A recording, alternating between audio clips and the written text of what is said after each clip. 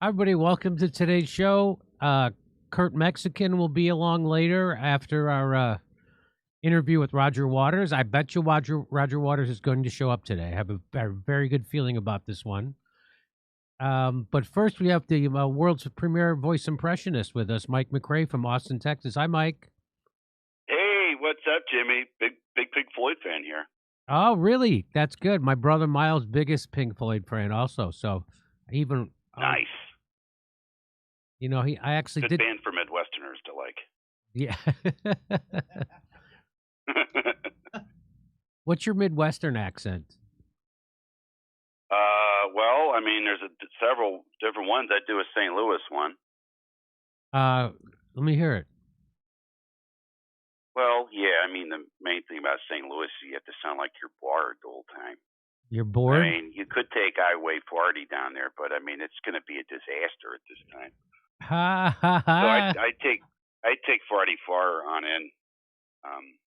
You know, if you want to go at all, I mean, I wouldn't blame you if you didn't want to go down there. Okay, right all right, let's do this. I think I know that. I think I do too. Hey, this is Jimmy. Who's this? Hi, Jimmy. It's J.D. Vance. How are you, man?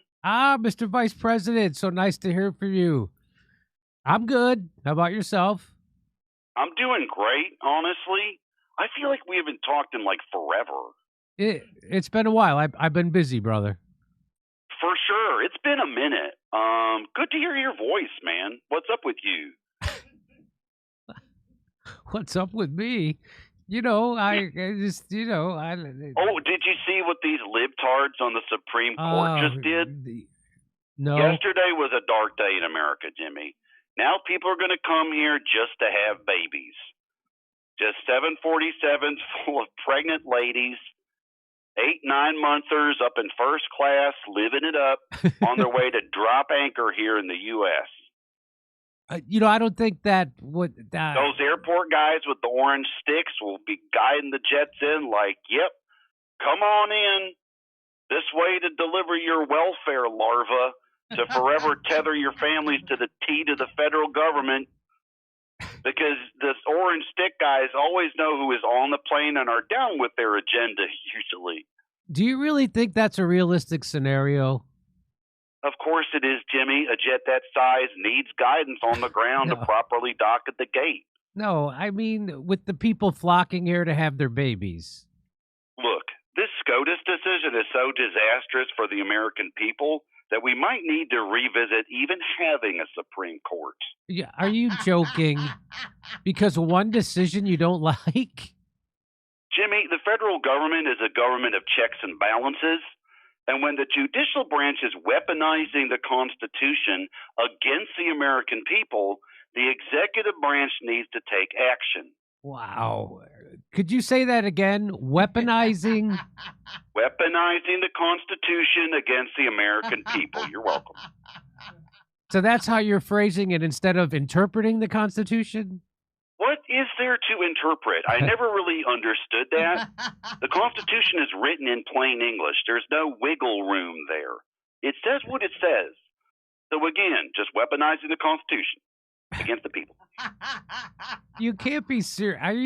Are you a lawyer? I mean, not really. So the idea that the Supreme Court interpreting the Constitution as an act of aggression against the population is one of the most irresponsible statements I've heard in years. Thank you. And there's a lot more where that came from. Quite frankly, you ain't heard nothing yet. I suppose you may be alluding to your rumored 2028 presidential run. Can you give us an inside scoop there? Oh, of course I can, Jimmy. What are these phone calls for? So on the Republican side, Marco Rubio and I are very subtly differentiating ourselves as GOP candidates.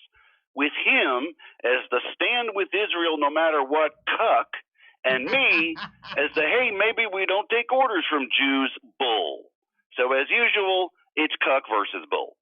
And as President Trump established, bull always wins over cuck. So the game is to establish yourself as the bull before everybody else. Interesting. Yeah, once you see how it works, it's amazing. It really is staggering to see how deeply bull versus cuck fears are ingrained in the Republican male mind. Thank you, online pornography. Yeah. But on the Democrat side, it's a little trickier. Their subconscious has a whole guilt thing going on that I don't even fully understand. Their whole deal is like, who can we nominate that will most assuredly lose, but we can feel morally superior about having nominated them at all? Dude, it's so stupid. For sure. Like right now, apparently Kamala Harris is reaching out to Zoran Mamdani to see, to see if he can wave his DNC magic wand over her head and make her electorally viable like those recent wins in New York. Hopefully he agrees to do it just for shits and giggles. Encouraging that woman to run again would just prove his sense of humor. Let's all hope he has one. Well, amen to that, brother. But even Democrats aren't going to make that giant mistake twice. Like I said recently, I foresee AOC being the front runner, and I sincerely hope she is. Why do you want that? Because, Jimmy, let's be honest. This is the United States, and there are realities behind who wins presidential elections. And AOC could literally offer us the cure to cancer, but no one, and I mean no one, with a tiny mini mouse-ass voice like that is going to become the leader of the free world. Oh, really? Have you ever heard her talk? It's hilarious. She could say the most profound thing in the world, and most people would be like, did I just step on a mouse? It's like a cartoon character, for real. Even if she does run, who's going to do her voice on your show? I sure as shit can. I don't think Steph can get up that high. It's really just a joke. No one will take her seriously. Okay, yeah. And the best part is you don't have to point it out. Just let her talk. Let her own voice have its effect. Ah, yes, here is an overinflated party balloon talking about tax policy. How adorable. Anyways, I gotta go. We might start the Iran war back up this week amidst 4th of July shit just to see what the markets do. At this point, we're just kind of pressing all the buttons on the control panel to see what they do. Pretty wild. Anyway, have a great summer. Love to the whole family. Okay. Hey, what was the, I missed the Supreme Court ruling you were talking about at the top of that. Oh, birthright shit. What'd they So say? if you're born in the country, you're a citizen. Well, that's how it's always been. Well, but it shouldn't be. Those are anchor babies. I also, did you also hear about the Supreme Court or the law that got passed in the House about trying to protect kids from the internet, which is really just so they can surveil everybody? No, yeah, well, I didn't hear about it yesterday, but I heard it was coming up. Yeah, no, I think it happened. It hasn't. I don't think it's passed the Senate or gotten signed by the president yet. But I've been really scattered lately. I don't have two of my producers are not working; they're off on vacation. Which I don't know how I let that happen. Two people's have vacations at the exact same time. Anyway, and I've been traveling, and anyway, so I haven't really been up on the news. I know that sounds funny, but oh well, I should have explained that more up top. My apologies. No problem. All right, let's move on. I got to get to Roger Waters. Hey, this is Jimmy. Who's this? What's up, dude? It's Cash Patel. Director Patel. What a pleasure. How are you? Dude, I'm doing so tight right now. No cap, dude. My ish is straight up on cruise control. You know that feeling, hombre? All cylinders on fire. The entire stitch on lock. Job stuff is legit clutch right now. I've got a hot as balls girlfriend who's a country music legend. Has a voice like a majestic parakeet. I guess. I don't know. I've never heard her sing sober. And I finally caught you before vacation, dude. I get to talk to my homie one last time. Yeah, I'm looking forward to taking some time off. Says,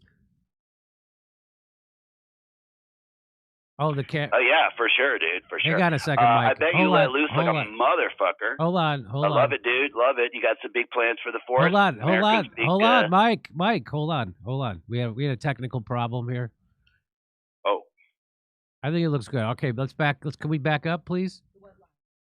Take it from the. Go back. Dude, I'm doing so tight right now. Oh, you want me to do that? Okay. Dude, I'm doing so tight right now. No cap, dude. My ish is straight up on cruise control. You know that feeling, hombre? All cylinders on fire. The entire sitch on lock. Jesus. Job stuff is legit clutch right now. I've got a hot as balls girlfriend who is a country music legend and has a voice like a majestic parakeet, I guess. I don't know. I've never heard her sing sober. And I finally caught you before vacation, dude. I got to talk to my homie one last time. Yeah, I'm looking forward to taking some time off, some deserved R&R, you know? Oh, for sure, dude. For sure. I bet you let loose like a motherfucker. I love it, dude. Love it. You got some big plans for the 4th? America's Big 250? We might. We'll see. I'm doing a set at the Improv, but how about you? Oh, dude. You haven't heard of the legendary annual 4th of July Cash Bash celebration of America? No. Come on, man. Literally impossible. Like the biggest DC event like ever. It started in law school, and every year it just gets bigger and clutcher. Yeah? This year, it's going to be fucking epic, dude. Oh, yeah? Oh, yeah. Trust. Throughout the day, we're expecting $1.50, mainly work friends, but some college buds, too. 2 grills running constantly, meat only, no fucking veggie burgers, 3 kegs, all American beer, full bar, 20 pounds of Maryland crab trucked up from Annapolis. We are not fucking around, dude. Full view of fireworks over the Potomac, 3 flat screens running, 1 showing Mel Gibson's The Patriot, the other 2 porn, 1 softcore, 1 hardcore, a mechanical bull, a little circus poodle who can run around on an inflatable ball in a tutu, ketamine, fucking the works, dude. Jesus. Ketamine. Wow, it sounds like quite a party, pal. I just love America, dude. I fucking love her. I'm getting emotional right now thinking about it. Trust. Okay. Okay. But then the best part, after the fireworks are over and the nice people leave, we say, fuck it. We let the dishes soak in the sink, and then we head to the after party. After party? Oh, hell yeah, dude. This one guy that Randy and them know has a place down by the dockyards that's on the water. And we just go fucking nuts, dude. We get coked up, have Roman candle fights. There's always at least 2 strippers. We do jello shots and use our FBI clearances to swat Democrat members of Congress. Just full on ape shit.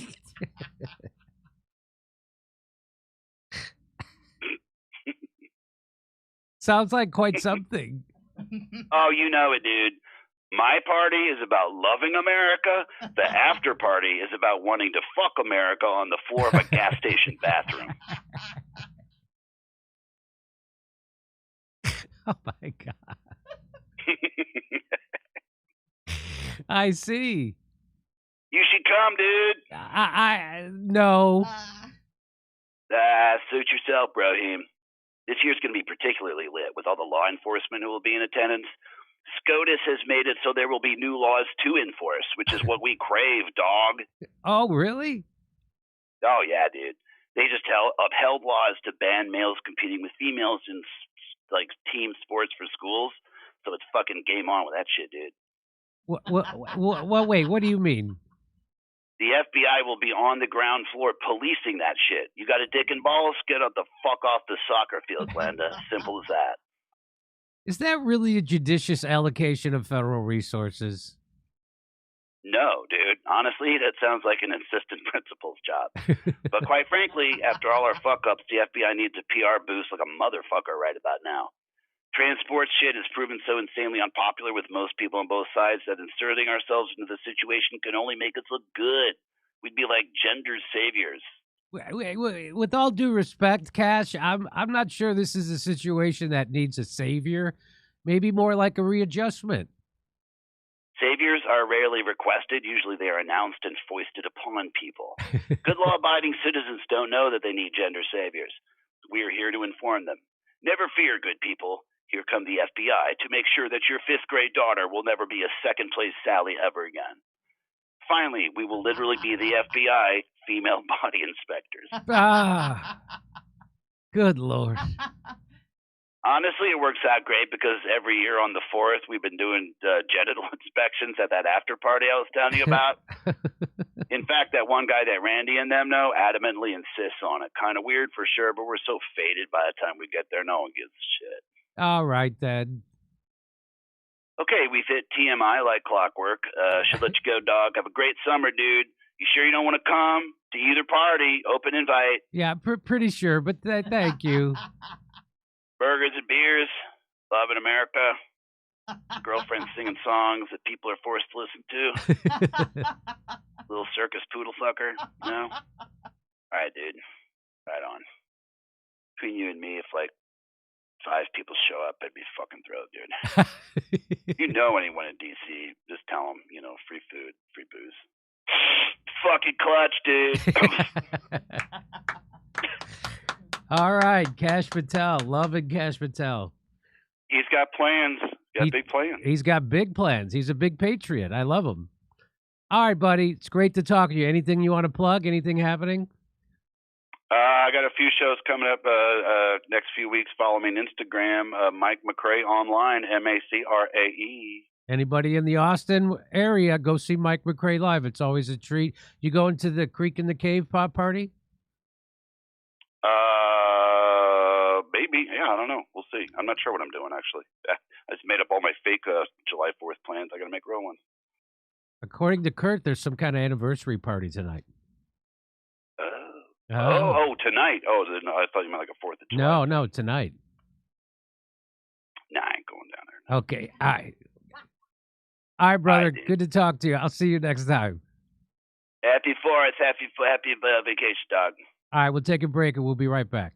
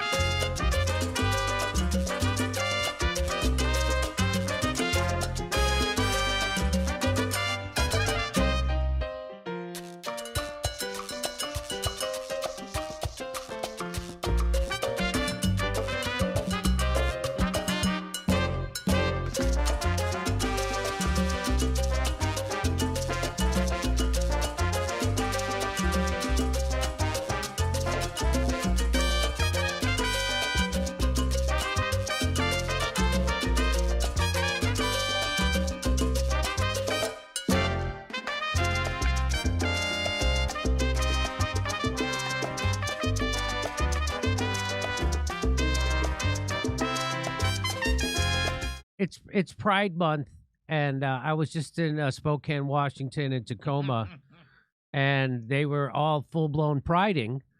And what I've been saying on stage is that it's kind of funny to me that there's a big faction of the country that sees gay people still as victims.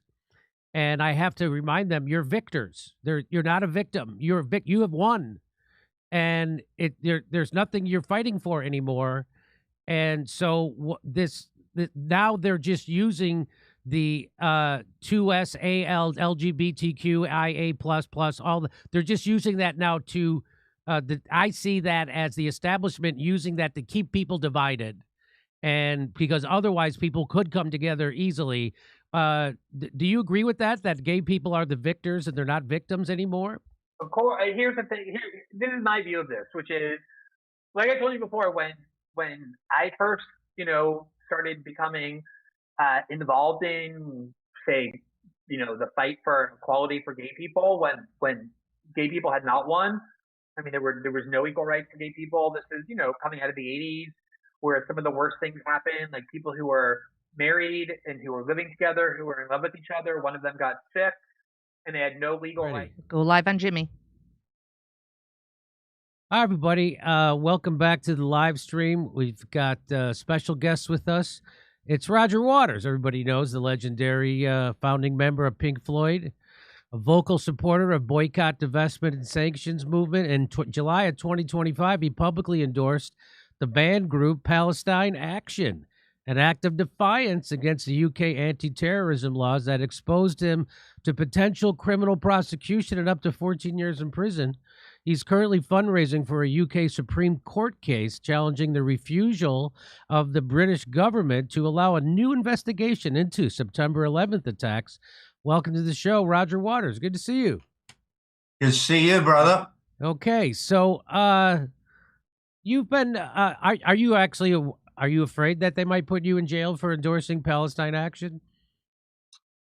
A little bit, yeah. I mean, afraid enough that when I flew in here, which I did like a few days ago, I just carried a burner. I didn't bring my phone with me. I didn't bring a laptop, just in case the old Bill were at the airport, to say, excuse me, sir, would you mind stepping into this room for 2 or 3 days so that we can look through all your stuff.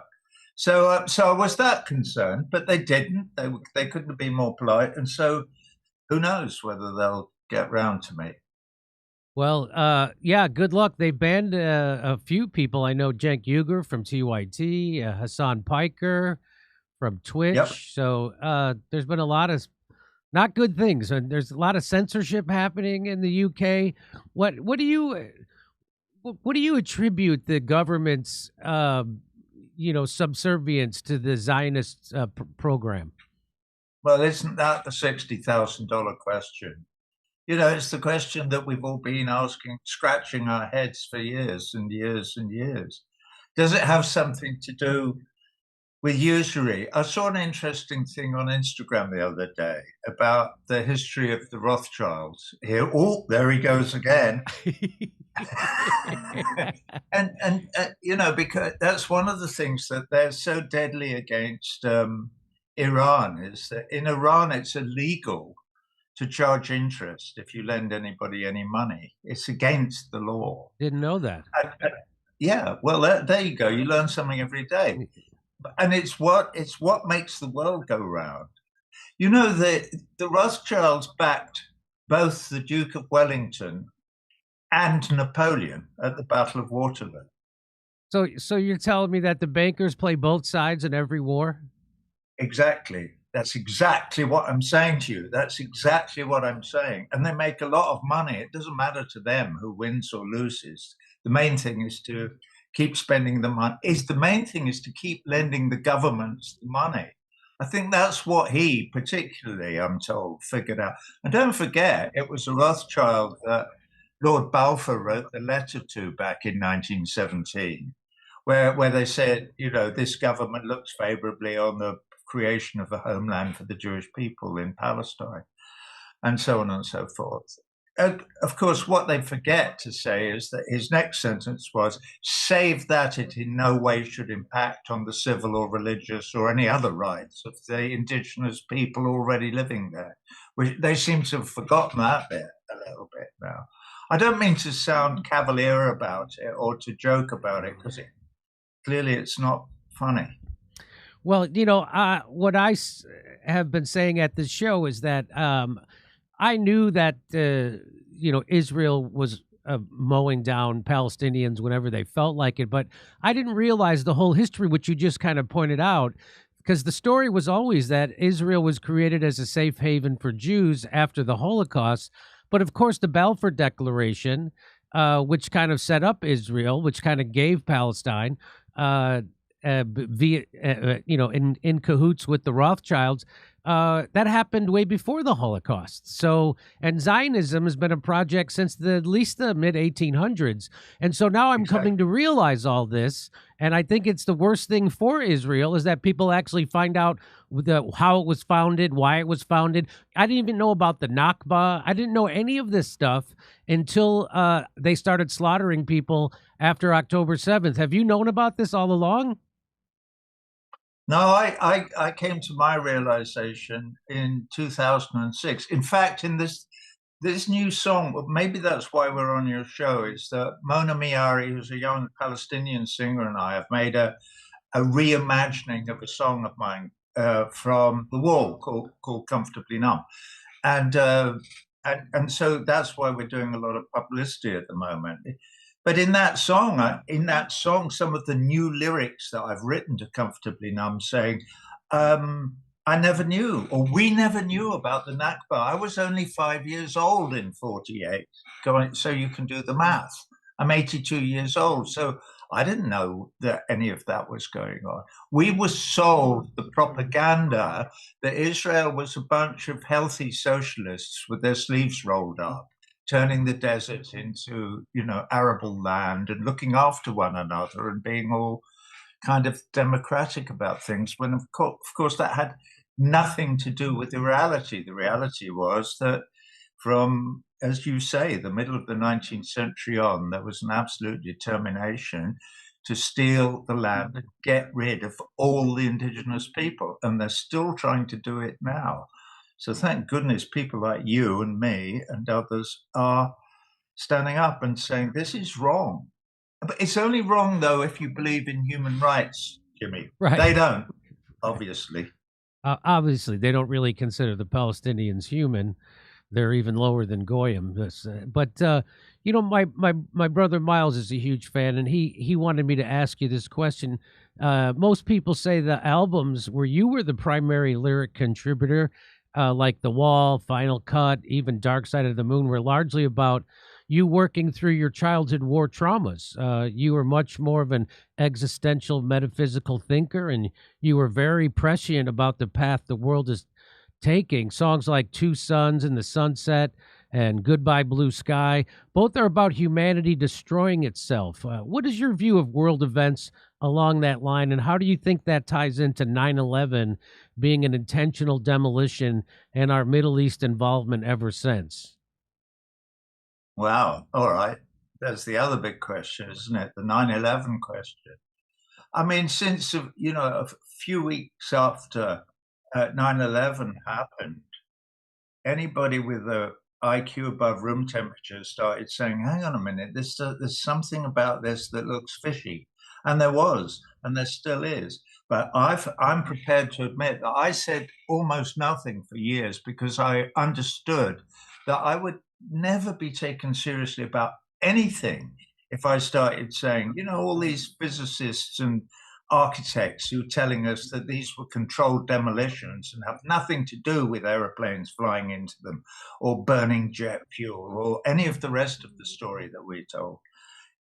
We would have been laughed off the face of the earth. But now we have an opportunity in England, which is, I think that's the reason why we're talking tonight.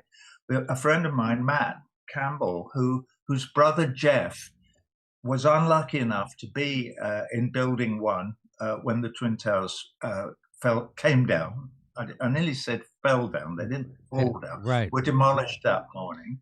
And he is trying to open an inquest to find out who killed his brother and how.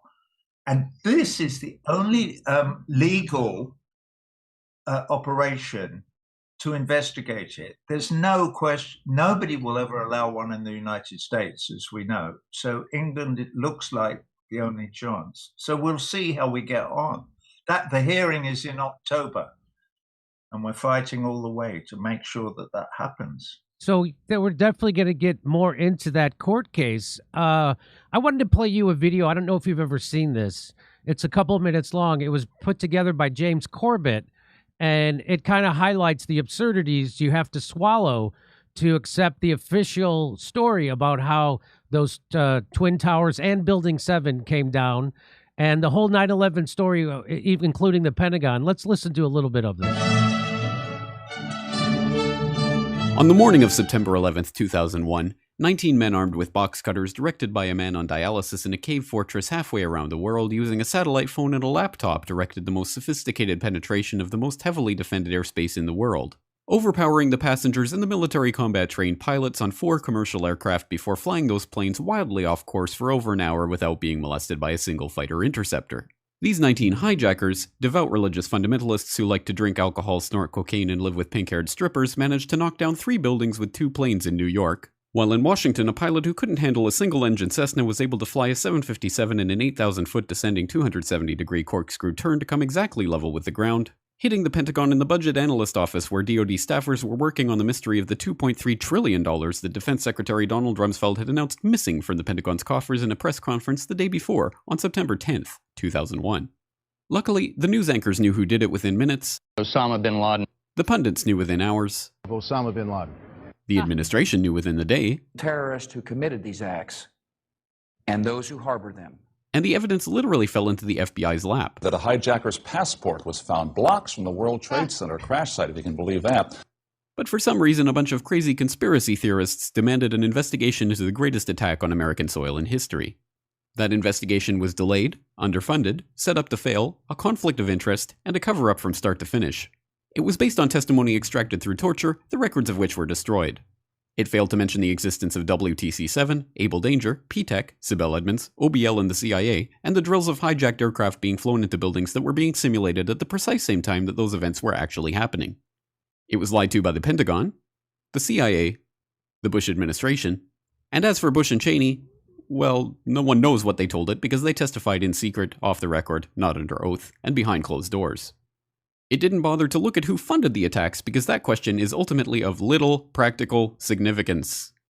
Still, the 9/11 Commission did brilliantly answering all of the questions the public had, except most of the victims' family members' questions, and pinned blame on all the people responsible, although no one so much as lost their job, determining the attacks were failure of imagination. Because Nobody in our government, at least, and I don't think the prior government that could envision flying airplanes into buildings. Except the Pentagon, FEMA, NORAD, and the NRO. The DIA destroyed 2.5 terabytes of data on Able Danger, but that's okay because it probably wasn't important. The SEC destroyed their records on the investigation into the insider trading before the attacks, but that's okay because destroying the records of the largest investigation in SEC history is just part of routine record keeping. NIST has classified the data that they used for their model of WTC-7's collapse, but that's okay because knowing how they made their model of the collapse would jeopardize public safety. The FBI has argued that all material related to their investigation of 9/11 should be kept secret from the public, but that's okay because the FBI probably has nothing to hide. This man never existed, nor is anything he had to say worthy of your attention, and if you say otherwise, you are a paranoid conspiracy theorist and deserve to be shunned by all of humanity. Likewise him, and her. And her, and her, and him. If you have any questions about this story, you are a batshit paranoid tinfoil dog-abusing baby hater and will be reviled by everyone. If you love your country and or freedom, happiness, rainbows, rock and roll, puppy dogs, apple pie, and your grandma, you will never ever express doubts about any part of this story to anyone. Ever. This has been a public service announcement by the Friends of the FBI, CIA, NSA, DIA, SEC, MSM, White House, NIST, and the 9/11 Commission. Because ignorance is strength. Okay, that was by James Corbett. Great job. Have you ever seen that before?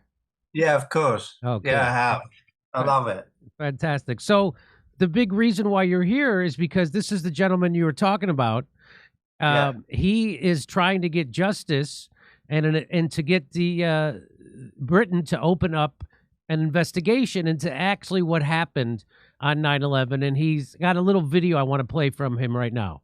At 8:46 that morning, Jeff's tower was hit about 15 stories below. So he was above the impact point. And as we know, no one above the impact point of the North Tower survived. Because my brother essentially died an unnatural and violent death, by law in the UK, if they were killed abroad and the remains were repatriated, by law, they have to have what's called an inquest. Essentially, an investigation into who, where, when, and essentially how did that person come about their death. I think no more than 2 or 3 minutes was spent on my brother's life and death. There was no investigation whatsoever into what killed my brother, and certainly no real attempt, I think, to establish the cause of death for any of the other victims either. But I hadn't really considered the nature of the collapse of the Twin Towers, let alone Building 7. I think that only really came onto my radar probably 2006, 2007.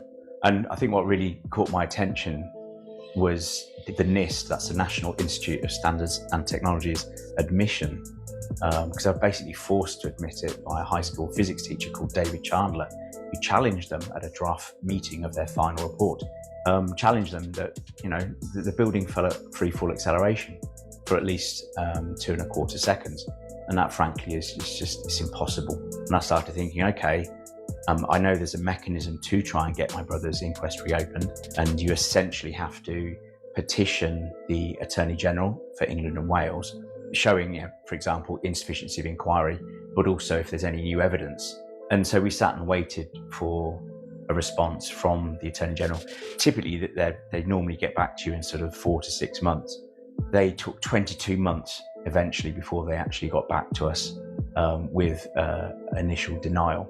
Started the process for judicial review. We applied to the courts. I'd say 50% of their arguments were basically around this peculiar privilege that the Attorney General has, which is almost regal in nature, which is they're immune to judicial review. Thankfully, towards the end of last year, so in 2025, the Supreme Court granted our appeal hearing. That's now been scheduled for October the 14th and 15th of 2026, where we're hoping that the Supreme Court will look at this unresolved issue, really, of, should the Attorney General be above the law? I think it's important to investigate all aspects of 9/11 because of where it's led us, and I guess ultimately learn from it. I guess that's the whole point, isn't it? So he actually has because he has to raise a lot of money to do this, and so they have agreed to, hear his protest against the Attorney General turning it down. And let me see. Here it is. Here's his crowdfunder. It's crowdfunder.co.uk/p/9/11. And so if you want, do you know how much he needs to raise? I know how much. How much? He needs to raise 150 grand immediately. Wow. Immediately. Listen, I'm going to come clean. I've given him 100 grand because because we need to know what happened. We need this, not just for Jeff, who I never knew. I met Matt 3 days ago. We sat down and we talked for quite some time. And he's very, very, as you can see from listening to him talk, he's very together. He's very, very organized.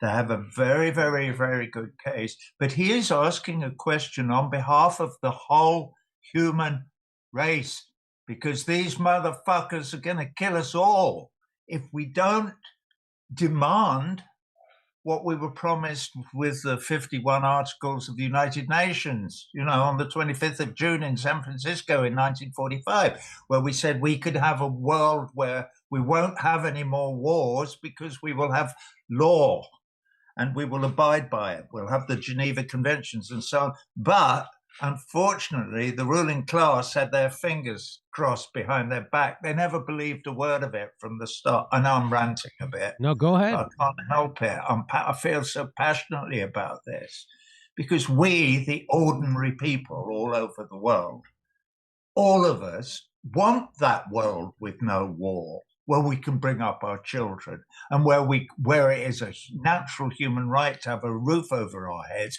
and not to be murdered by our governments or by somebody else's government. I mean, Matt's brother was murdered probably by the government of the United States. There, I've said it. I mean, when you say, well, how did the buildings get demolished? Who put the explosives in them that made them free fall for 2 seconds, killing his brother and 3,000 other innocent people who were in the towers? And why were there no fighter jets in the sky that day? Why had they all been sent to Canada by Dick Cheney? I'm only telling you stories that I've heard because I've done a little bit of research. It's hard to do research because this is something that you can't talk about, because the crime is so heinous. It's what Wesley Clark discovered when he went into the Pentagon and spoke to Paul Wolfowitz that day. And the guy who showed him the papers saying, we're going to destroy 7 countries in the next 5 years. Well, there's only Lebanon and Iran left. The other 5 are gone. I know it took them 25 years, not 5 years, but nevertheless, and we the people, we want this planet to survive, and it won't unless we call these people under the law, under international law, to account. Somebody has to account for Jeff's death. Jeff Campbell's death. And I applaud his brother for taking, and I have helped him, and I want more people to join this crowdfunder. Come on, guys, just dip into your back pocket a little bit. No, this is the greatest opportunity to get an actual inquiry into what happened, because as that video pointed out, the official inquiry, the 9/11 report, was a charade. It was again underfunded. It was set up to fail. Everybody who's written and was a part of it has denounced it. They were lied to by the CIA. They were lied to by the Pentagon. Everybody lied to them, and Dick Cheney and George Bush wouldn't even go on oath to testify about it. So, and they did, like I said, they did it behind closed doors, and they had to be together to do it. They wouldn't even do it individually. So, and you know, what I've learned in the short time doing the show that I'm doing is that whenever the establishment makes it toxic for you to ask a question about something important, that they're covering up stuff, you know, whether it be 9/11, whether it be Seth Rich, whether it be COVID, whatever it is, if you're not allowed to ask a question about it, that means that they're covering something up. And would you agree with that? Absolutely, 100%. And because of they control the mainstream media entirely through Murdoch and this, and now through Meta, you know, the world is run for the benefit of and by Mark Zuckerberg and Jeff Bezos and those zillionaire, Elon Musk, Bill Gates, all of those zillionaires, right? They now control it. They've bought the government. Everybody knows that. It's not just AIPAC. It's not just the Rothschilds who bought Congress and are allowing the genocide to go on in Palestine, and who obviously have allowed the 9/11 to remain a mystery for everybody who might care about it, including Matt Campbell. You know, so we know all of this. So how can we make our voice, the voice of the choir, loud enough that we can get our side heard? All we want is the truth, nothing else. I'm sounding a bit John Lennon now, but give peace a chance. Let's hear some truth. Let's hear truth about 9/11. Let's absolutely demand that there is an investigation into what actually happened and who killed Jeff Campbell and the other 3,000 people and all those firemen, all those brave, heroic people who went in there to help, and they were all killed as well. And all the people who've come out of the woodworks like the fire chief from Brooklyn, I can't remember his name now, somehow they get, whoa, we don't want to hear about it. And yeah, we know it was Pearl. We know they needed a Pearl Harbor, and that was it. So 3,000 people died. They couldn't care less. 3,000 lives, who cares?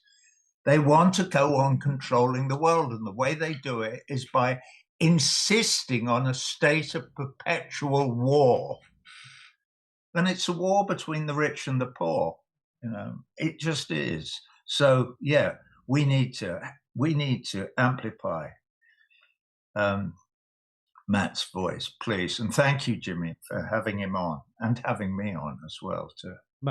My pleasure. And you know, you brought up General Wesley Clark's admission that when he went into the Pentagon after 9/11, they had already showed him they had plans to go into Libya, to go into Syria, to go into Iraq, to go into Lebanon, to go into Iran, Somalia. They did all of those, except right now the last two were Iran and Lebanon, which they're trying to do right now. But even bigger, what they first had to get Christians or people in the West to believe that their mortal enemies were Muslims. And you know, recently Tucker Carlson and Megyn Kelly have come out and apologize because they bought that propaganda, and they now realize that they were, you know, that's basically Zionist propaganda. The Zionists got Christians to fight their wars against Muslims and for them, for the Zionists. And that's what it looks like to me, because that's exactly, you know, they knew they were never going to give Palestine a state.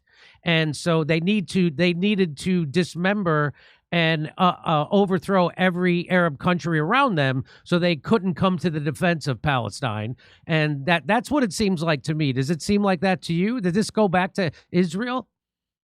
Yeah, well, at the end of the day, it looks as if it all comes down to oil and natural resources and the old European imperial idea that the world is there for the taking.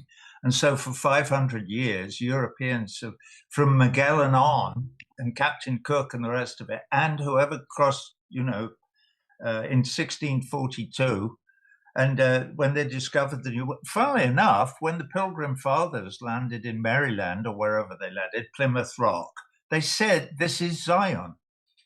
It was their Zion. And they came into North America, and let's not scrub this under the carpet, and killed everyone. The numbers we're not quite sure, because nobody ever counted the heads of all the indigenous people that they murdered as they crossed the country, but they did. And so we need to look at ourselves, particularly if we call ourselves as a Christian, or people here. I'm not. I'm an atheist, but people call themselves Christian. Why don't you follow the teachings of Jesus Christ then? I believe he threw the moneylenders out of the temple, didn't he? Wasn't that why they crucified him? Because he didn't believe in usury, and he didn't believe in the Rothschilds. He didn't believe in investing in the rape and pillage of foreign countries for the benefit of the very rich. Because ordinary people don't benefit from this. You go out and buy a dozen eggs or a bottle of milk or anything in North America now. You can't. Or try and buy a house if you're a young person, or rent a flat or any. Nobody can afford anything. Why? Because Mark Zuckerberg's got it all, and Donald Trump and the rest of them, and that's what's happened. And now we have a Sorry. trillionaire Elon Musk. Yeah. So yeah, a trillionaire, brilliant. What do you think what do you feel the intention or the end game is? Considering your lyrics that you wrote, what do you think the end game is that your lyrics suggested we're on the road to destruction? What is the end game for the establishment or the WEF billionaire class? The end game for them, the only thing that you can see is, or that may be there, is that it's a bit like what's her name? Ivanka is buying up Albania now to build an underground shelter where she can live in luxury when the world blows up. They're now looking, I believe, this is the whole Musk thing about, let's get starships and all go. And what all go? What are you talking about? Do you know, I met him once. I met Elon Musk once about 15, 20 years ago. Somebody invited me to a party. For my sins, I was in St. Bart's. Yes, I used to go to St. Bart's sometimes around Christmas, having a party. Oh, you've got to meet this guy. He's brilliant. And he forced me to sit down with Elon Musk. And I sat there and listened to him talking. And I thought, this guy's a complete... Oh, what happened? We lost him. Stand by. He's back. He's a complete idiot. And people go, how can he be an idiot and be a trillionaire? Well, he's the living proof that you can be a complete moron. And I mean, maybe he has. No, he doesn't have an IQ. All the business. It's like Trump. All the businesses fail. He couldn't even run a casino. Donald Trump. He's failed constantly his entire life. Anyway, I've got off track a bit. We, the people, want to know the truth. What happened on the 11th of September 2001 in downtown New York City? What happened?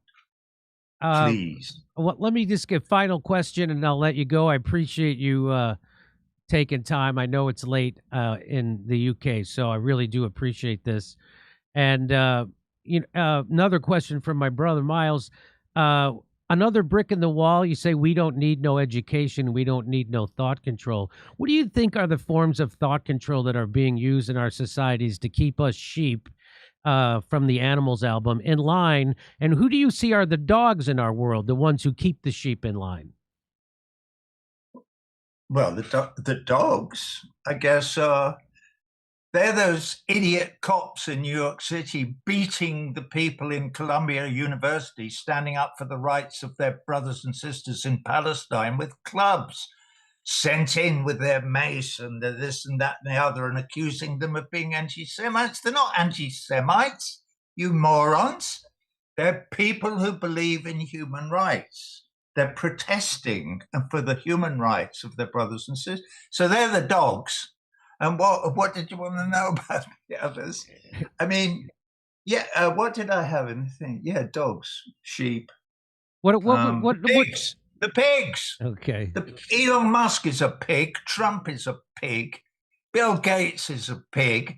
The rich ruling class, they're the pigs. It's exactly like in Animal Farm, in George Orwell's, short novel, Animal Farm. The pigs. They're the ones who steal everything and rule everything. Are those people. And the thought control is would you say is the media, and now the billionaire owned social media, right?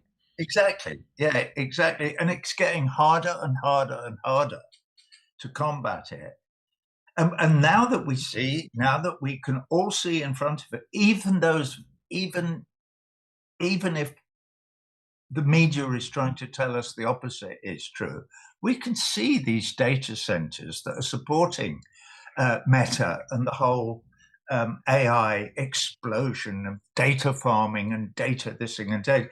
They all absolutely admit that it's completely untenable. It's using all the water and all the electricity just to make Mark Zuckerberg richer. That's what they're doing it for, and to control us all so that we never open our mouths, so that Jimmy Dore doesn't exist, Roger Waters isn't allowed to make records anymore, because Daniel Ek, actually nobody's allowed to make records, because Daniel Ek has stolen all the music. And they can make music anyway using AI. You go to Claude or whatever it's called and say, write me a song in the style of Roger Waters in the Pink Floyd golden years, blah, blah, blah. And he'll do it. They'll do it. And unfortunately, they'll then tell all the people who subscribe to Spotify, by the way, stop subscribing to Spotify. How dare you?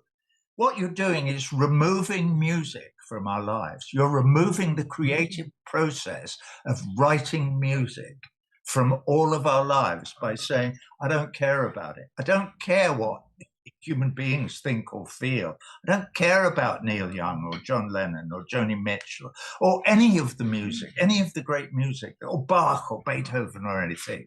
I'm quite happy for it to be done by a fucking machine, all right? Because it's all blah, blah, blah. And I've been brought up to not give a shit what it is or whether it's about anything. Or so we live in a very, very difficult and dangerous time. And we're right on the cusp, which is why we must support Matt and why we have to join together and raise our voices. Because it's only from a mass movement when the sound of the voices in the choir drowns out all the Rupert Murdochs and New York Timeses and Fox Newses and all the rest of them, and our voice becomes loud enough, and we start looking after our brothers and sisters, not just in Palestine, but all over the world, including here, including in the United States of America and in Great Britain, where the people are being royally fucked by them. So we have to fight back. That's all I'm saying. And this is a great way to do it. crowdfunder.co.uk/P-911. It would be amazing to see this happen. And I'm glad you're supporting it. Thank you so much for doing that. So what is this? This is the event that you're both doing in September. Oh, and on September in New York, we're both doing turnthetide.911.org. So I'll be there. Maybe, hopefully, I'll get a chance to meet you. That would be a big thrill for me. So we will shake hands. Yes. So that'll be this September in New York. And I really appreciate you getting behind this inquiry. And if it happens, it could be a real watershed moment for the Western world. So thanks again for doing that. And thanks for staying up late and taking time for our show. I really appreciate it. See you in September, brother. See you in September. Thank you very much. It's been a pleasure. Okay. We'll take a break and we'll be right back.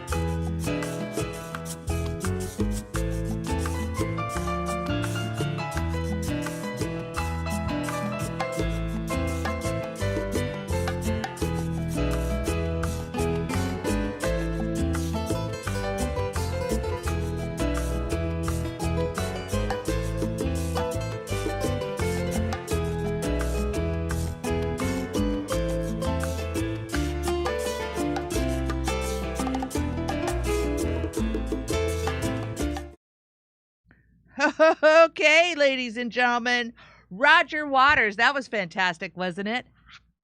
Really, really appreciate it. And we, the moderators, added a couple of those links for you about the fundraiser for Matt Campbell. And also, I think Turning the Tide was also linked as well. Okay, ladies and gentlemen. Hello, everyone. That was from Good Vibes. Chrono Hopper. Hello, Chrono. What's up, fans? I'm curious to hear the particulars about this case or potential case, standing relief demands, etc. Also, it seems like 9/11 was almost certainly Israel. Do you think the court, especially New York City, is captured? Yes. I don't know if you remember when they were doing the primaries for was it mayor of New York, and every question was about, do you support Israel? And every panelist eventually supported Israel. What did Mondami end up saying? So, Roger, love you, brother. I grew up listening to your music. Thank you for being a prominent voice. Your music is still so relevant today, and the machine we're up against. Is that Chrono Hopper? Thank you, Chrono Hopper. Ask Roger why he didn't want kids to be educated. The Wall, Roger Meadows. My brother-in-law, Miles, I think, asked something similar to that, Roger. Thank you. Best of luck on getting that court inquiry, Roger. Great interview, Jimmy and crew. Natalie. Thank you, Natalie. Seems obvious that Giuliani was involved in the cover-up. I agree. No kidding. Did you see, remember when he was marching through the city looking like such a leader because the building that they had put the headquarters was blown up? Wasn't that Building 7? Yeah, he was told not to put the building there, but to put the center there? And they were supposed to put it in Brooklyn in case there was an attack on the Trade Center. And of course, his command, that's why he had to be walking through the streets. Oh, he looks so strong. Because the command center got blown up. Yeah. Brilliant. Like they told him it would, and he put it there anyway. Almost like he planned it. Yeah, it seemed like he planned it. Hey, is it Majel Cuddy? We need to start naming and shaming the Rothschilds, Larry Fink, and all the other greedy Malthusian globalist bankers from the city of London and Wall Street who directly fund and benefit from wars and destruction. You know, Majel Cuddy, you know what I find very in California, if you see somebody who's shoplifting, they'll put their photos everywhere. Yes. You'll see they're an impoverished person. They'll blast their photos. How come they don't blast the photos of all these CEOs of all these Wall Street banks? Because who owns the networks? Who owns the news stations? How many news stations and newspapers does Bill Gates own? Don't you want to know? I know I do. Let me know if you have a number for me on that one, folks. Freedom, Jordana. Hey, Freedom. Thank you so much, Jordana. Really, Jordana, thank you for your generosity. That is so generous. Hey, how they control thought, PBS, NPR, etc., won't report UAW divesting, NDAA merging us with Israel, biolabs in Ukraine, etc. Zero coverage, nothing, zip, nada. That's from Active Guardian. Thank you, Active Guardian. Chris Russell, thank you, Chris Russell. Made a wee donation to the cause. Many thanks for bringing this story to us. Natalie Williams, thank you, Natalie. Thermite is what took down the buildings, parentheses, Israel, garbage man tricks. 9/11 is the granddaddy psyop of the 2000s. Blowing this wide open will break the dam and is why the predator class has made it such as a triggering psyop. All right, let's see here. Let me see what my note says here. I'm waiting on Mr. Metzger. Oh, it's done. All right, let me see. Where did it go? Let's see. Okay. All right. Waiting to admit. Let's go to a card and be right back.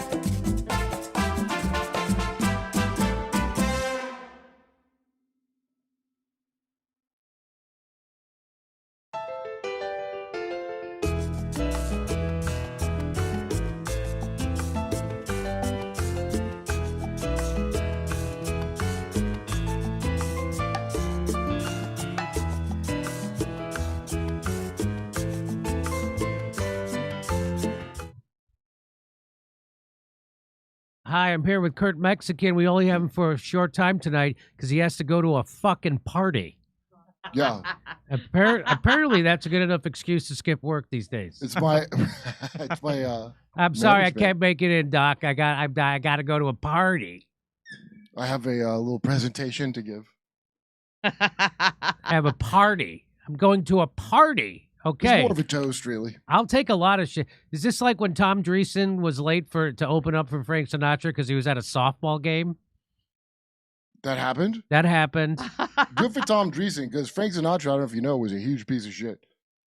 I heard good things about him, actually.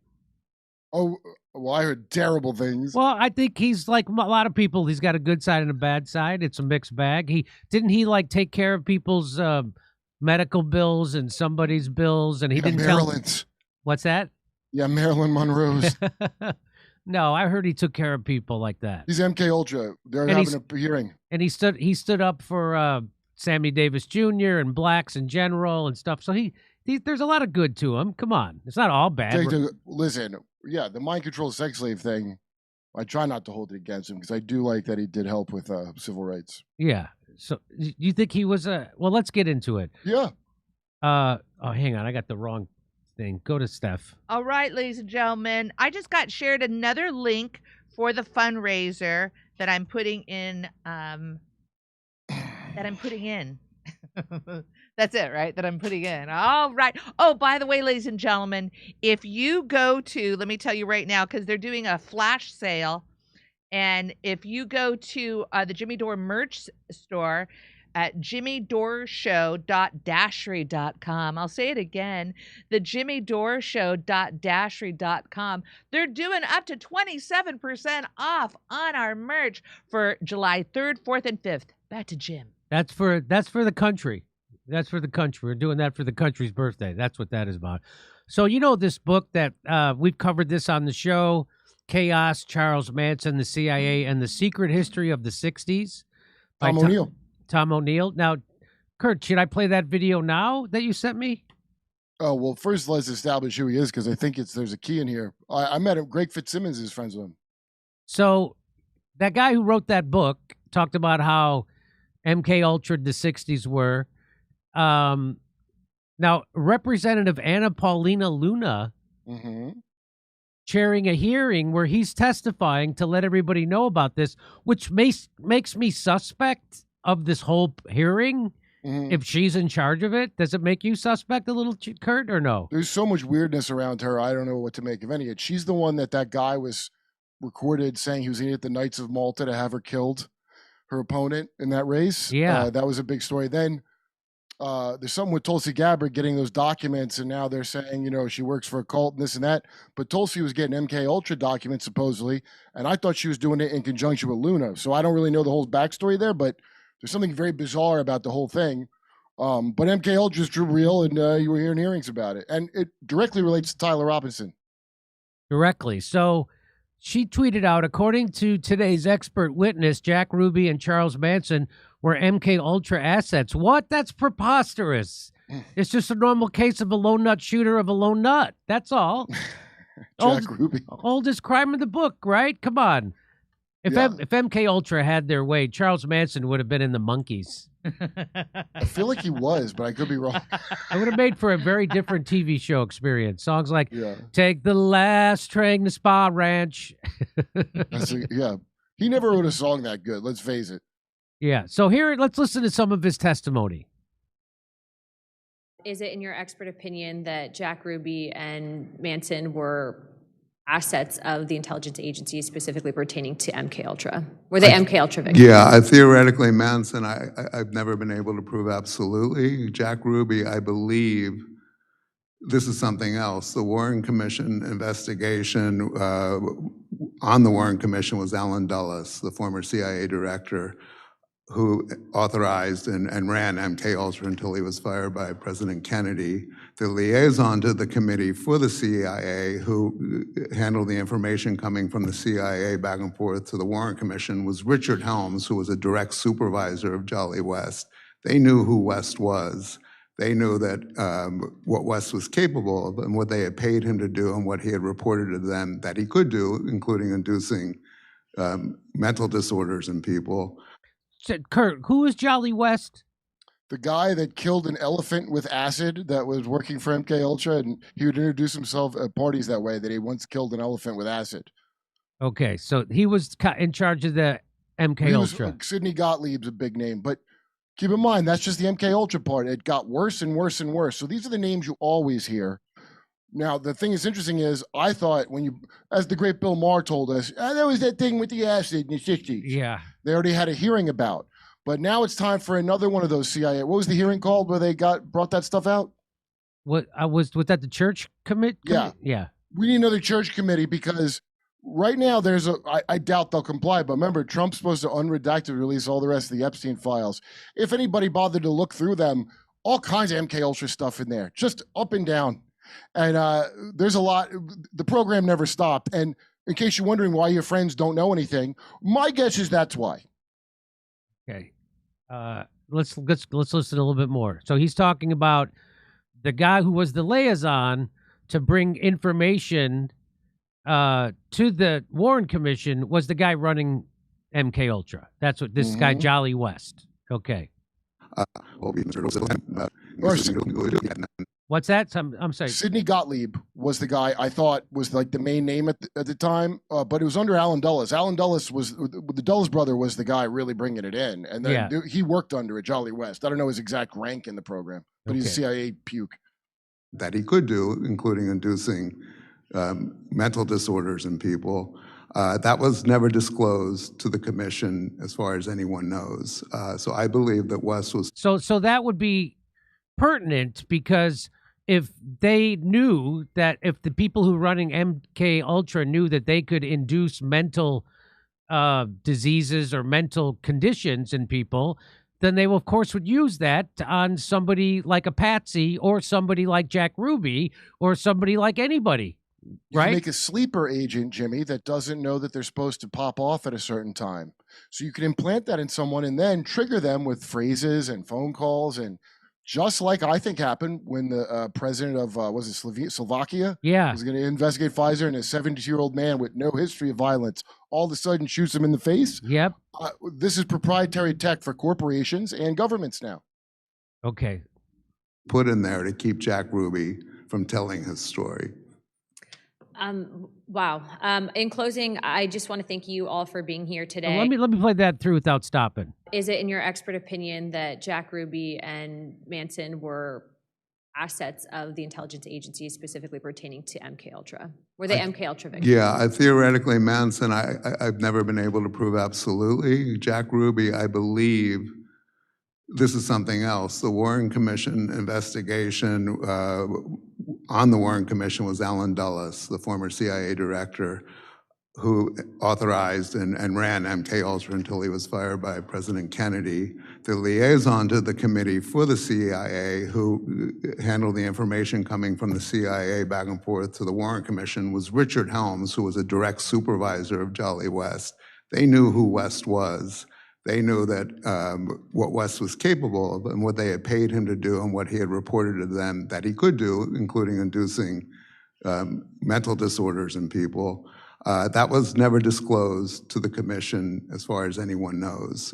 So I believe that West was put in there to keep Jack Ruby from telling his story. Wow. Not Jack Ruby, too, the guy who the feds magically parted like it was the Red Sea so he could have a clean shot at Oswald. He was an MK slave, too? No! Well, remember he left his dog in the car that he loved, that he never would have done that? No, I don't. They always say how weird that was, that his dog, he always had his little dog, he left it in the car. That's because he's probably under suggestion. And Charles Manson, if you look up Danny Trejo, the guy who played Machete, that actor, he was in prison with Manson when he was hanging around Mexican gangsters, and Manson could hypnotize them to get high on heroin. There were 3 of them in the cell, and Manson was able to hypnotize 2 of them to get a heroin high, and the other one couldn't because he'd never done heroin, so his body didn't know how to feel like it was on heroin. So Manson had the power to do that. Where'd he get that from? How did he learn that so well? I think it's CIA. And you can go look that story up. He's told it on a bunch of podcasts. Danny Trejo. That's a really crazy story where if you had done heroin in your life, he could hypnotize you and you would get high. And that's had the power of that stuff. And Jolly West was an expert in it. They've been using it for quite a long time. So, I flatly refuse to believe any of this, Kurt. I mean, good. It doesn't mean it isn't true. It just means these facts don't really fit in with my worldview at the moment. And that's right, Jimmy. You look right into this scorpion pendant and just keep saying that, and we'll be fine. So here's what I find interesting is that Anna Paulina Luna, she's a AIPAC toady. Yeah, well, that's most of the government. So I mean, that is most of the government, right? I mean, I think Massey was the last one that they don't own. Right. So I think she's monarched herself, by the way, because of her Wonder Woman cosplay hot chick outfit and every other bizarre thing about her. I would wager she's some kind of MK monarch. Most of the people you see running these new hot politicians that seem like astroturfed, they are. So,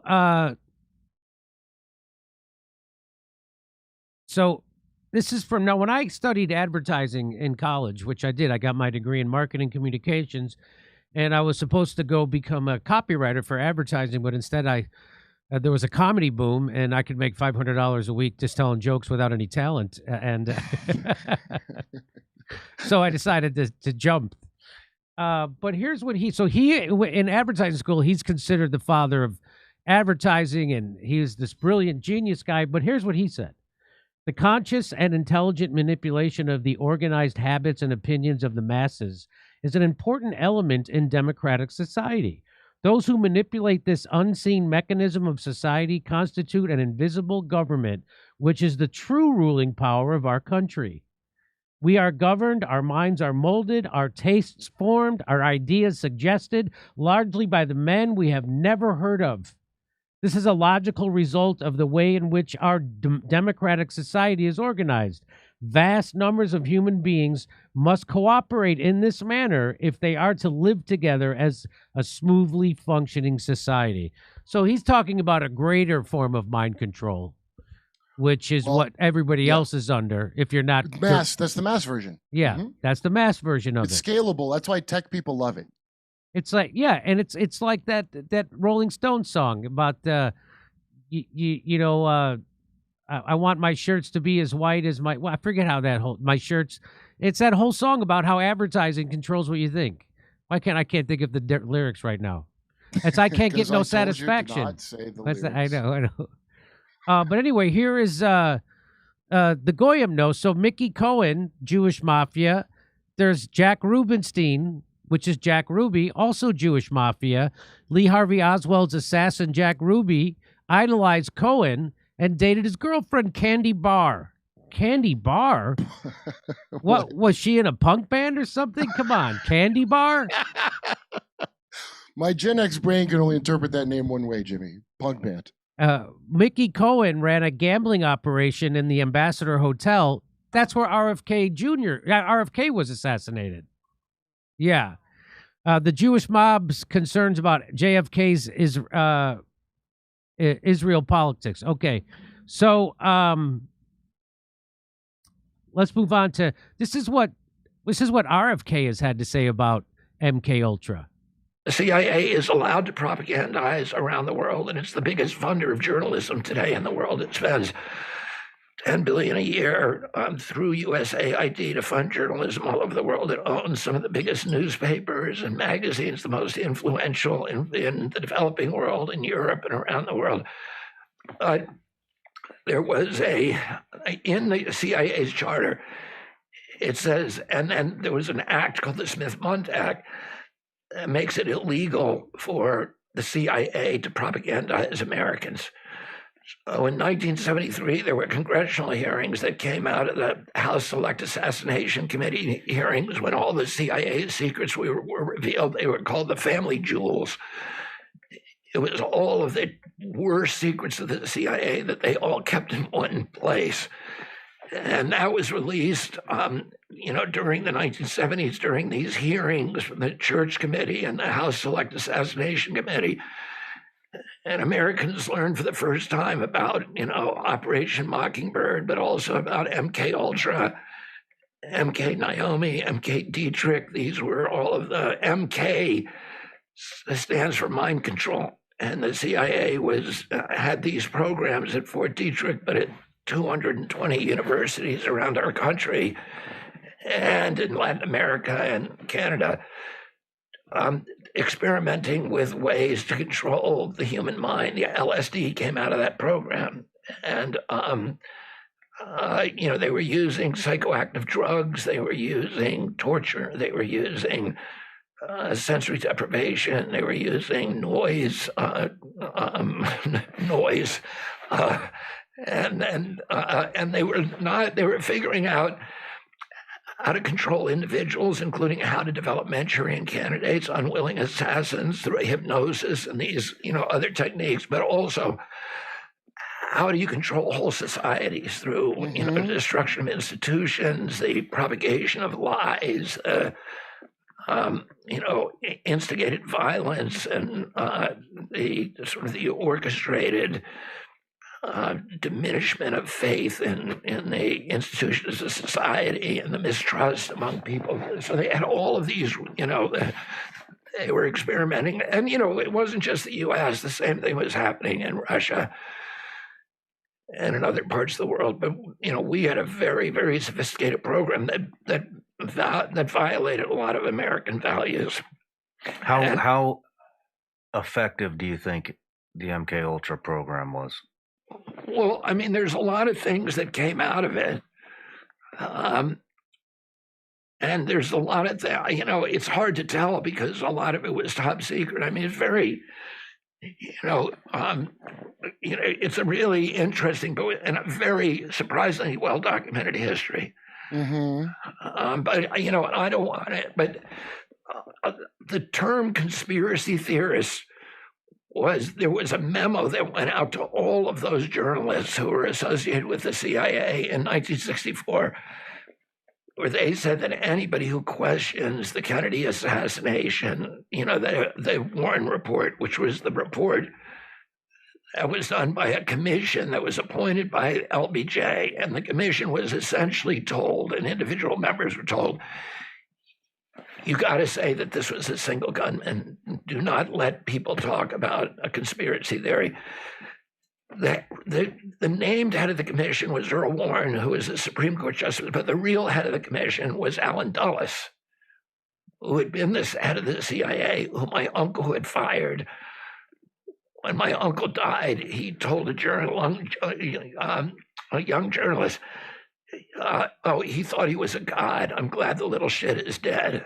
And, we now know that the CIA was directly involved in my uncle's assassination and in the 60-year cover-up. They continue to be involved. They're still not releasing, the last assassination documents that are required by the JFK Papers Act, the Assassination Papers Act. So there you go. Administration, Trump ordered it. It's not happening. What's that? Say it again. He's in the Trump administration and can't get. And by the way, just to make it a little creepier for you, Sean Ryan, aka Sean Palmisano, that's his real name. I'm pretty sure he's an MK monarch. Anybody that would be a CIA drug runner in Colombia turned podcaster, real good shot. He's part of it. And I already know he's been spoken to. I know people spoke to him about it. Because if you recall, his friend was the one who had the Tesla truck with the shooting and the fireworks. We still got no answers on any of that. I'd wager RFK's been through some treatment himself because of his unwillingness. Remember, he stayed in a tent with Roger Ailes on a kibbutz for reasons we don't know to this day, but it's weird as hell. There's a girl, a woman named Deborah Jaffe that I just had on Mystery Boys, okay? And you should bring her on because her dad was the daughter of the former ABC News Moscow and Hong Kong bureau chief from 1961 to 1965. FBI informant, and he's later accused of being a double agent and sleeper agent by the CIA and FBI. He was Ukrainian Jewish, served in the OSS. All the reporters, Walter Cronkite especially, is a piece of garbage, CIA garbage. That's why he's the narrator at Bohemian Grove, by the way. But the stuff she was telling us was unbelievable. But the whole media, I guess what I'm trying to say is this explains Chris Cuomo. Any lingering questions you had? So MK Ultra and Mockingbird, but Monarch, RFK ain't saying it, and Sean Palmisano ain't saying it, and Luna ain't saying it, because I think they're in it. Monarch, that's the bad one. We've had guests that were part of Monarch, Kathy O'Brien, and that doctor who was on, Juliet Engel. It was Monarch. You never hear him say it, but I like to say it over and over to bother whoever is trying to hide it. So RFK went on to say that, I guess what I'm trying to say is Israel did nothing wrong. And that's my final point, Jimmy. It's not just the name of my old band.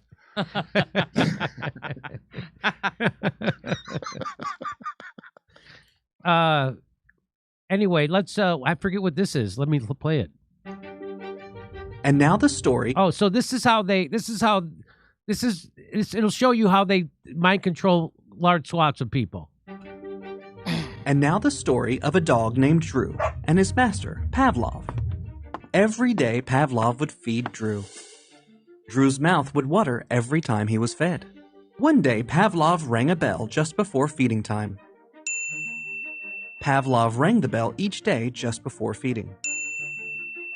One day, the bell rang and Drew began to salivate. But there was no food.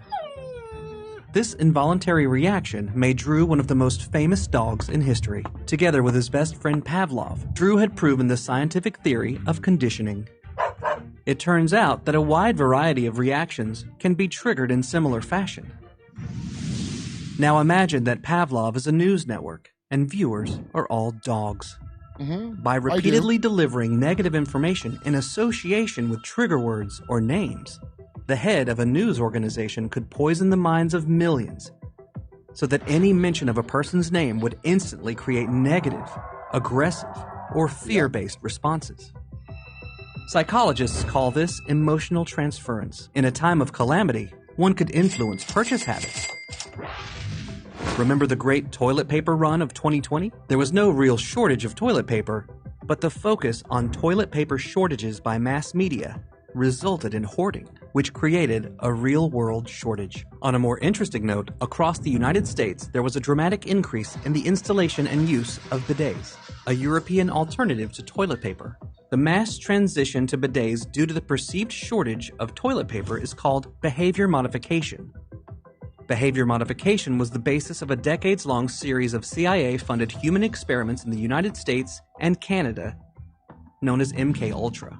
MKUltra used drugs like LSD and amphetamines on sometimes unwilling subjects.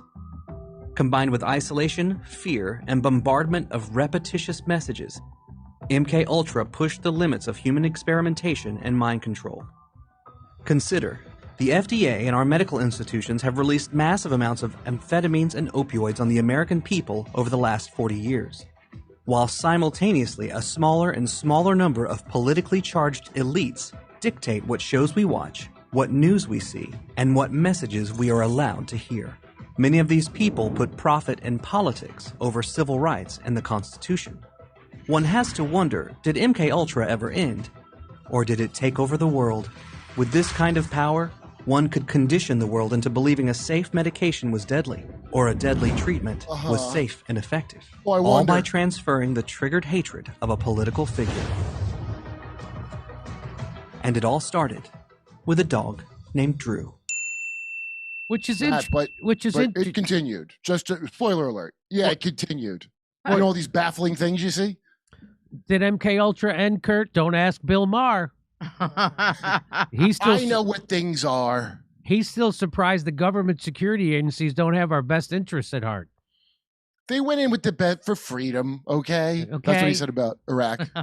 No kidding? Absolute, yeah. But think of 9/11. See, this is what I've been babbling about nonstop, is the triggering.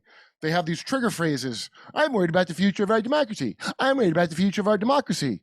You heard him say behavioral modification. What did Thomas Crook's parents do for a living? Why, they worked in behavioral modification. Hey, the Sandy Hook kid, do you know that he was put in a special program in Yale for his troubles, and it worked so well he killed 27 children? Yeah, so once you look into him, even a little bit, scratch the surface, a pattern begins to form, put it that way. And it's real noticeable. This is all remedial shit way behind.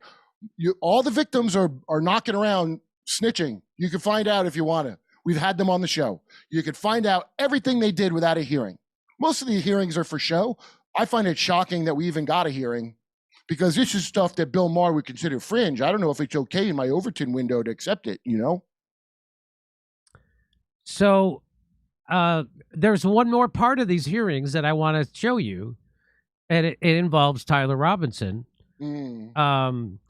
So here happened today in Congress discussing MK Ultra and how it could potentially be used to target a president, Charlie Kirk, or Martin Luther King. Let's listen. What happened? Here we go. What are the possibilities that what we've learned in MK Ultra, now that it has advanced so much to algorithms and the computer and getting to loners, that some of these loners could, through this just mass propagation of whatever you're doing, could cause someone to maybe take a shot at a president?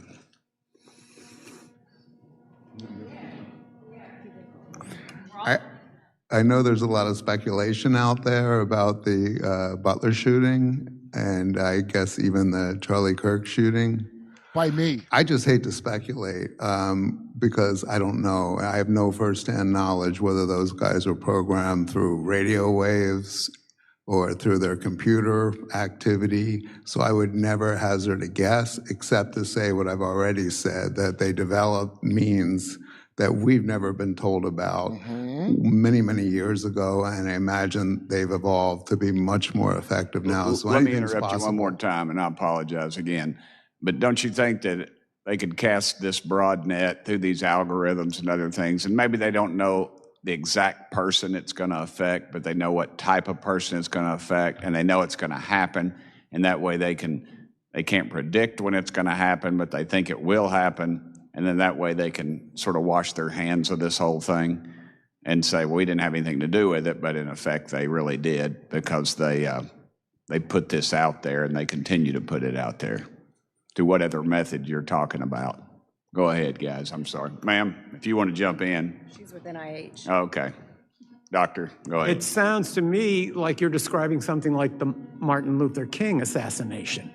The FBI didn't carry it out, but it created such a climate just denouncing King as the most dangerous man in America, and putting out all this material about how he was helping communists, that they must have thought, it's going to filter down. Somebody will take action, and then we can say we didn't have anything to do with it. And James Earl Ray was a third-rate thief. He made an incredible shot, 1 foot on a commode. What, Kurt? Go ahead. This is the lie. So this is where they're whitewashing it. No, that James Earl Ray is an asset that, just like all the others, Thomas Crooks's parents, behavioral modification. There's a handler always. Sure, they do that other thing where they spread it out, but those big ones, they wouldn't risk it like that. They would make sure it went down. They want him dead, and they want him dead publicly so we all see, just like Charlie and just like JFK. It's called the King Kill 33, and it's what's called a psychodrama. You know what psychodrama is? No. It's a form of therapy where you enact why, you have a pillow and you're like, you didn't love me, all that shit. Yeah. Well, it's also a form of mind control. So you combine the trauma with psychodrama. Okay? And you put the whole nation through it, and you can alter reality, which they did. After they killed JFK, some people dissociate. So when it's obvious that the Jack Ruby thing doesn't make any sense, some people are going to just dissociate and not look into it. That's the thing that they're mainly planning for. People still wearing masks. All the information will tell you that never worked, but people still wear them. That's the trickle down. These assassinations are assets, 100%. They've used them for a long, long time. Go look at the last rounded up FBI patsies. All of them were put through that. So they're kind of, the guy from the NIH is the Unabomber, for F's sake. Yeah, so no, it's not that it just trickled down. Don't exculpate the CIA. They've been doing this for a while. Even Rudolf Hess testifying at Nuremberg, that wasn't Hess. That was another guy. And all the Nazis in the booth were laughing at it because it was so ridiculous. Think of the Dalai Lama, where they take a small kid, brainwash him to think he's the guy that they just replaced. That's why the CIA and the Nazis love the Dalai Lama. And so they first did it. Deborah Jaffe, you should talk to her because her dad was a Korean veteran. And he saw so many atrocities that you either dissociate or you go crazy. So we learned how to do this from Tavistock, which was studying shell shock after World War I. And they learned that traumatized people can be mind controlled. So B.F. Skinner's experiments with rats, where they put them in the shock cage, what they found was after they release them, the rats, when they're stressed out and have cortisol, what they'll do is return to their torture box for comfort. So think of everyone in America that self-medicates or does something destructive when they're stressed. They're returning to their, because this entire thing they're putting us in is a big torture box. Big B.F. Skinner, Pavlov dog box. And that's what they got planned. It's called Gestalt, too. It has a name. I was calling it MK retard, and I was totally wrong. It's Gestalt. Put 1 foot in a bathtub, leaning out of a window, basically. And the next day, or that afternoon, all the shrubbery was cut in front of the flop house he was staying in. There's a lot on that one that will never be discussed. I have some friends that were there, so I guess I'm on pretty close to firsthand knowledge. But yeah, I'm sorry. I'm probably going to get audited when I walk out of the room. I know it. So thank you. Chair Lady, I yield back my 4 seconds. So I just want to, there's a thing that the DARPA, the U.S. military, and it's called laser-induced plasma effect technology. What is that, Jimmy? It can make UFOs in the sky? It uses lasers to create a ball of plasma or ionized air in the atmosphere, then modulates it with a second laser to produce audible sounds or speech that seems to come from thin air. Voice to skull. So that's how they can put voices in your head. Mm-hmm. Remember David Icke heard a voice saying to pick out this book at the bookstore and then go to such and so a psychic? I'm dying to ask him if he thinks it could be that. Because they've had that tech since the 60s. And it was in a Metal Gear Solid video game when I was younger. This has been around a long time. You can find the demonstrations of it where kids are in a college and the professor is making them hear music in their head that's not playing because he's beaming it into their skull. They've had this for a long, long time. So this creates sound waves in the air that anyone nearby with normal hearing can perceive. And so they all of a sudden hear a voice and they think it's coming from inside their head. Mm-hmm. And reports from sources like Military Times and Live Science note progress towards intelligible speech, potentially deployable, but it's acoustic output from plasma, not neural insertion. That's according to Grok. So they haven't needed neural insertion for quite some time. Neural insertion, that Neuralink chip, we get the term tinfoil hat because the CIA experimented on Leonard Kyle, a really smart guy that had patents on Polaroid stuff. They put the chip in his head because, unfortunately, just like James Holmes, the Joker Aurora shooter, unfortunately, his therapist was a CIA behavioral modification guy. Yeah. And every time the stinking CIA is near something, there's always a mass shooting. The Unabomber went to Harvard, you say? All the finest Ivy League schools churn these guys out. Isn't that something? So, and there's also a thing called microwave auditory effect, called the Frey effect. It's pulsed microwaves, radio frequency, that can induce perceived sounds like clicks or buzzing inside your head. Or Havana syndrome. Havana syndrome, exactly. They thought they were hearing crickets. Thermostatic expansion in the brain tissue. Research dates back to the 60s. Yeah.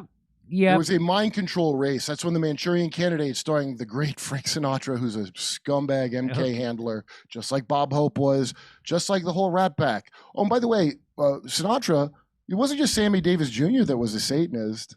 Sinatra's mother, supposedly a Catholic, ran a speakeasy back during Prohibition. Her name was Hatpin Dolly.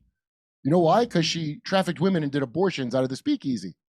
And Frankie Blue, Skinny Frank or whatever, remember the poster where he's arrested for seducing a woman? Yeah. That's a nice way of saying he's a male prostitute. Oh. Okay, so he was arrested for male prostitution. They dressed it up like ring-a-ding, like it's cool, but no, it's not. I recommend The Secret of Minnie's Moose, which is on YouTube. It gets taken out a lot. You can find it, and it's by Tracy Twyman, and she deep dives on Frank. Because Woody Allen didn't have that train set in the attic that Mia Farrow's daughter said, but who did have a big train set was Frank. Frank might have been Mia's father as well. So there's also a thing, Kurt, called optogenetics. It uses light to control genetically modified neurons. It requires injecting light-sensitive proteins into your brain. Yeah. DARPA has funded this for brain interfaces, and wow. So there's lots of stuff that they can do. And they've been able to do this since at least the 60s. So imagine where they are with it now. Well, because after Korea, those servicemen didn't come home. Deborah Jaffe's dad is one of those Korean he came home, but they didn't want to come back. They said the U.S. had used bioweapons on North Korea.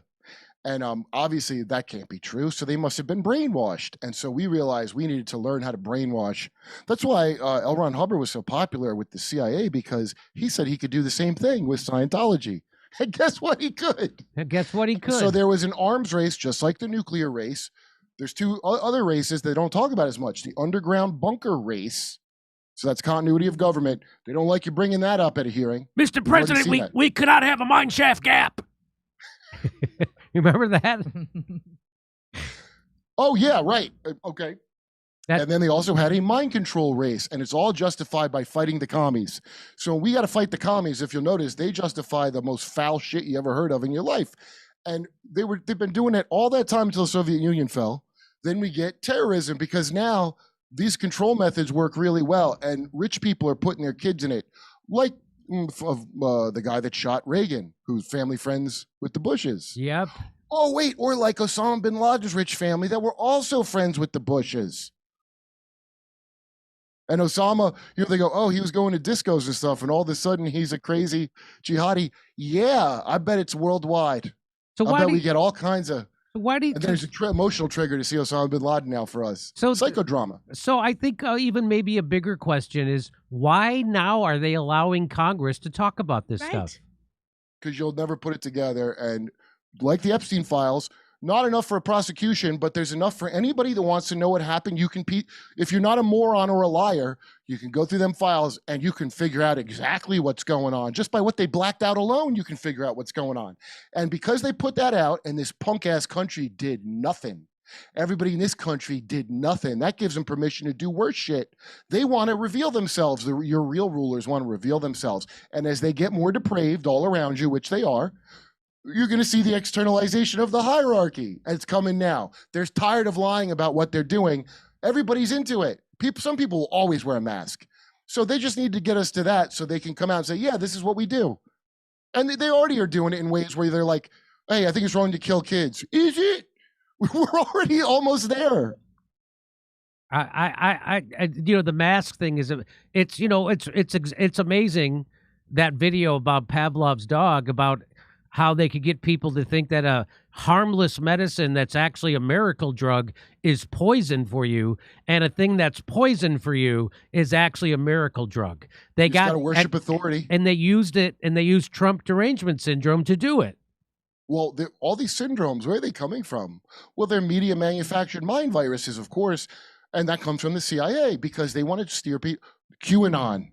Q was Jeffrey Epstein. That the character in the LARP called Q was Jeffrey Epstein. Steve Bannon helped build that game with another game design. It's all in the files, and they're talking about how we can affect politics by making people feel they're part of something bigger. And how do we reach these people that don't care, like gamers? And well, that's a real fun game to piece that together. And especially if I have a touch of the autism and I like math problems and codes, and they could direct you into whatever they want. They're doing it now all the time. I mean, it's the old, once you see it, you can't unsee it. You've seen it. Everybody's seen it. They could say whatever they want about it, but it is what it is. Well, all I can say, Kurt, is that I find this all interesting. You're like the first to bring up AIPAC, which is interesting. It's interesting. I mean, that's my trigger phrase.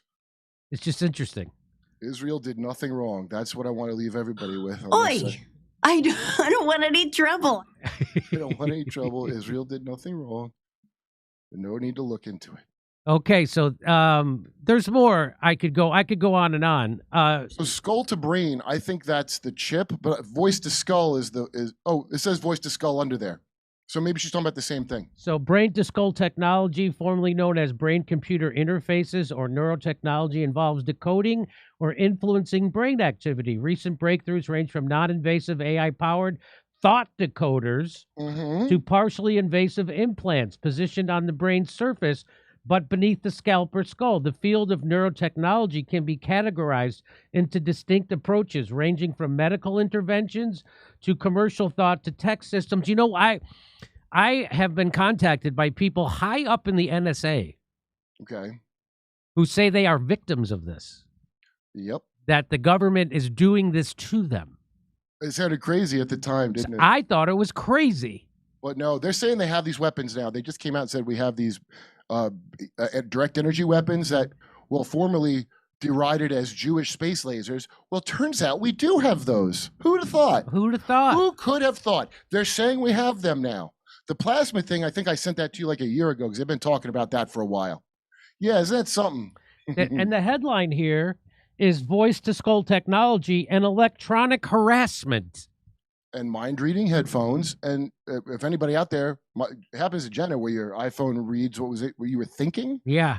I've never experienced that, but I think it's because I'm kind of a scattered dude, so I don't give it enough to go on because it's mapping out brain signals. But we get the term tinfoil hat from Leonard Kyle, mutilated with a brain chip by the CIA. Microwaves, as you know, you can't put tinfoil in the microwave, right? Because it reflects microwaves and will cause a fire. So he used to put a metal trash can on his head to block the pain of what they were doing to him. Then at the funny farm he was in, they gave him tinfoil, and he'd wrap it around his head to stop the pain of the microwaves being shot in his head by the CIA. And today, that man's pain is a joke we all have about people who are conspiracy theorists. Isn't that a great organization? Thanks, CIA. You're the best.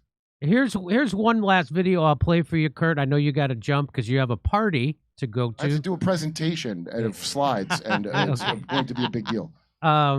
This is a CIA whistleblower. He was, we already covered a lot of what he said about COVID, but here, let's listen to what he says. The CIA refused to provide information necessary to understand why analytical standards at the CIA were violated. The CIA illegally monitored the computer and phone usage of DIG personnel, their investigations, and contact with whistleblowers. These were Americans being spied upon illegally while executing duties directed by the president and under the authority of the Director of National Intelligence. One CIA contractor assisting with the DIG's investigation into the events that transpired between 2022 and 2023 was fired by the CIA one day after meeting with the DIG. When the DIG ceased operations, the CIA also took back 40 boxes of JFK files and MK Ultra files being processed for declassification by DNI Gabbard. So that story that came out that said they went and took MK Ultra and JFK stuff out of Tulsi Gabbard's office against her will, and then of course she said it did, and she was of course pretending that they didn't, but they did it. And that's now a cult leader, the thing I've been talking about for a while. Now the news is saying it. Notice? Now it's a problem suddenly. So that's all part of this.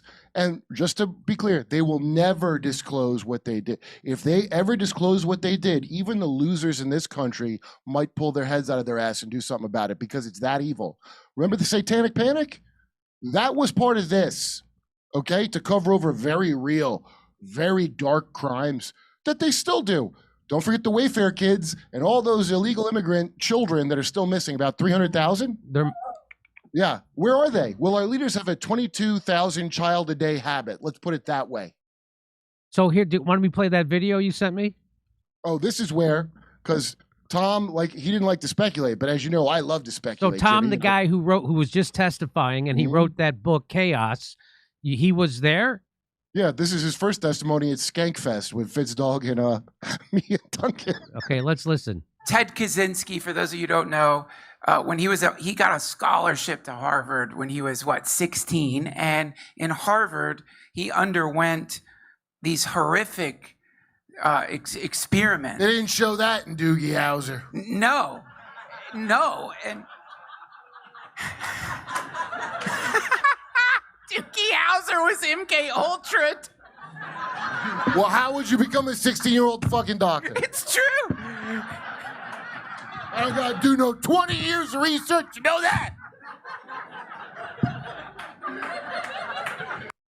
They should have me at that testimony. Yeah.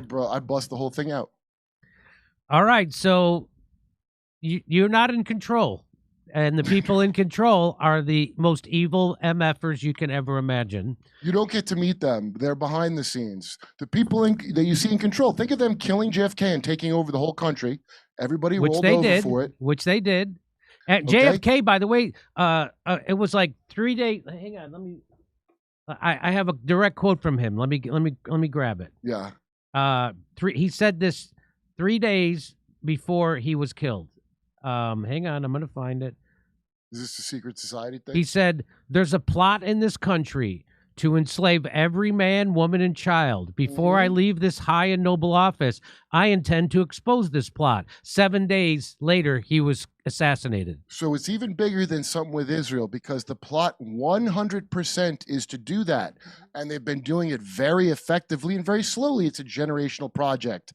So all the nonsense you see around you and all the things that made no sense, these are all tests to see if they got us where they want us. Yeah, like They don't quite. like us thinking that the 3 buildings fell down because 2 planes went into them. 2 buildings that were designed to withstand planes going into them. I didn't even know 3 buildings went down until about a year and a half ago, and I was living in New York when it happened. That's really weird. Yeah. So Seth Rich, the whole COVID thing, the whole Russiagate thing, the whole Syria thing, the whole Iraq war, the whole everything. Your parents who watch Fox News or CNN or MSNBC or either side of the aisle news that babble nonsense to you when you talk to them, it's almost a hack joke now. Yeah. That's the programming. They're putting it, the boomers, they got them from birth, right after the greatest generation. That was their big idea, to enslave all of humanity. I think they got to get it done by 2030. I don't know why they always focus on 2030, but you could see the clumsiness and the conspiracy being more obvious. And I think it's because the more they don't want to keep it up. They just want people who might be mad to die out. So that'll be, we ain't got long left. And then these kids ain't going to know better, and they're not going to know to be mad about it. Just like I thought JFK story, there's no problem with it for quite a long time, because what do I care? I wasn't there, They just got to wait for your death, which is coming. As Noam Chomsky says, who cares? People get killed all the time. Why would you care who killed JFK? As Chomsky said. Chomsky, who is now 100% confirmed was a CIA asset. No doubt about it. No doubt about it. Yep, that's the dialectic. Bannon and Noam Chomsky having a party. Yeah, that's no better example of Hegelian dialectic than that. And the far right and the far left on the same team. Having a party with Jeffrey Epstein. Yeah, real good party. It's probably just teens. I mean, it's not that bad. I'll be Gavin McInnes.